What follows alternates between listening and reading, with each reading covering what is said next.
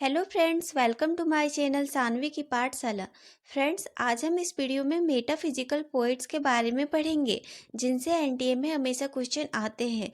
और साथ में हम इस वीडियो के अंत में यह भी देखेंगे कि किस टाइप से प्रीवियस ईयर क्वेश्चन बने हैं मेटाफिजिकल पोइट्स से और आगे किस टाइप का पैटर्न होगा क्वेश्चन बनने का। तो चलिए वीडियो को स्टार्ट करते हैं।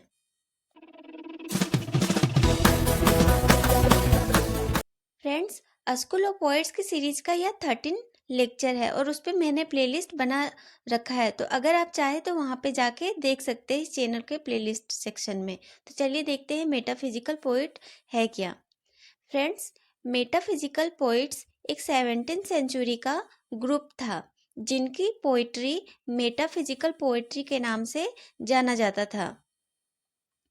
फ्रेंड्स, जो ये मेटाफिजिकल जो टर्म है वो कॉइन किया गया सैमुअल जॉनसन के द्वारा, जो एक फेमस क्रिटिक थे।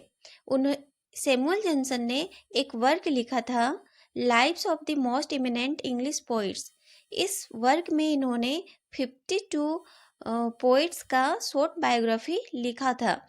जब वे अब्राहम कॉले का शॉर्ट बायोग्राफी को लिख रहे थे तो उन्होंने इस चैप्टर में मेटाफिजिकल का टर्म को दिया और उन्होंने देखा कि जो 17th सेंचुरी का जो पोइट है वो सेम, उनका लिखने का जो तरीका है वो सेम है।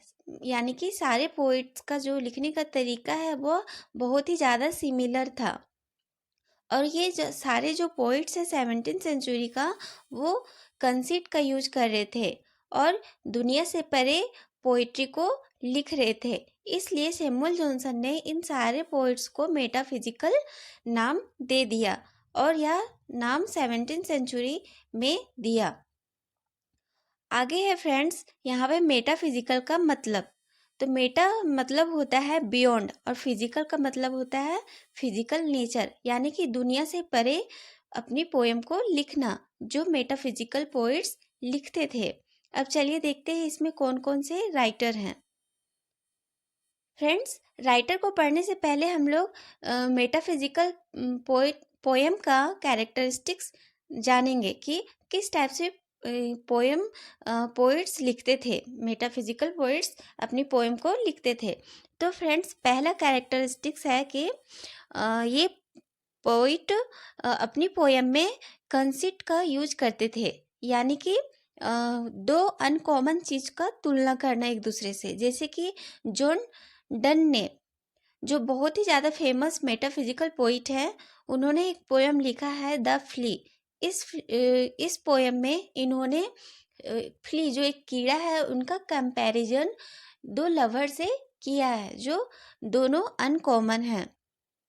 दूसरा इसका कैरेक्टरिस्टिक्स है दोस्तों, ये पोइट्स अपनी पोएम में यूज ऑफ कॉलोकियल लैंग्वेज का यूज करते थे, यानी कि बोलचाल की भाषा यूज करते थे।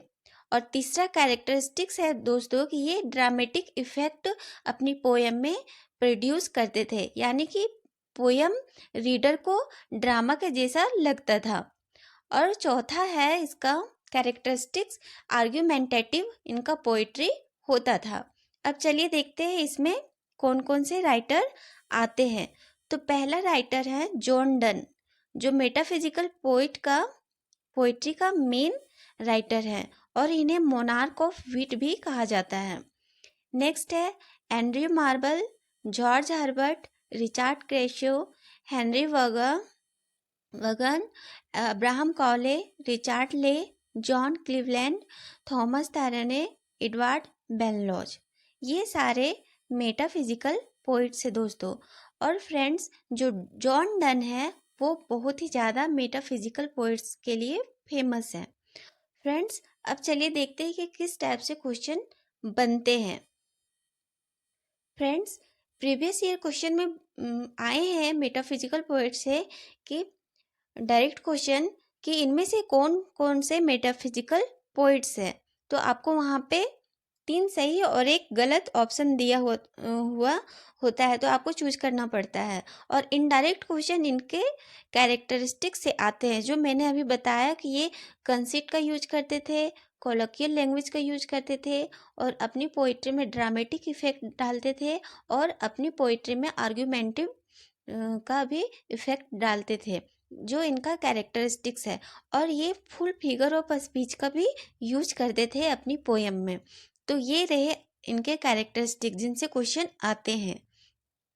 तो मैं उम्मीद करती हूँ दोस्तों, आई होप कि यह जो मेटाफिजिकल पोइट्स का जो टर्म है वो समझ में आया होगा। अगर कोई भी क्वेरी हो तो कमेंट सेक्शन में ज़रूर लिखें और वीडियो पसंद आए तो लाइक शेयर एंड सब्सक्राइब जरूर से करें दोस्तों। फ्रेंड्स, ऐसे ही नई स्कूल ऑफ पोइट्स के ग्रुप के साथ मिलते हैं दूसरी वीडियो में। तब तक के लिए bye, thank you, take care.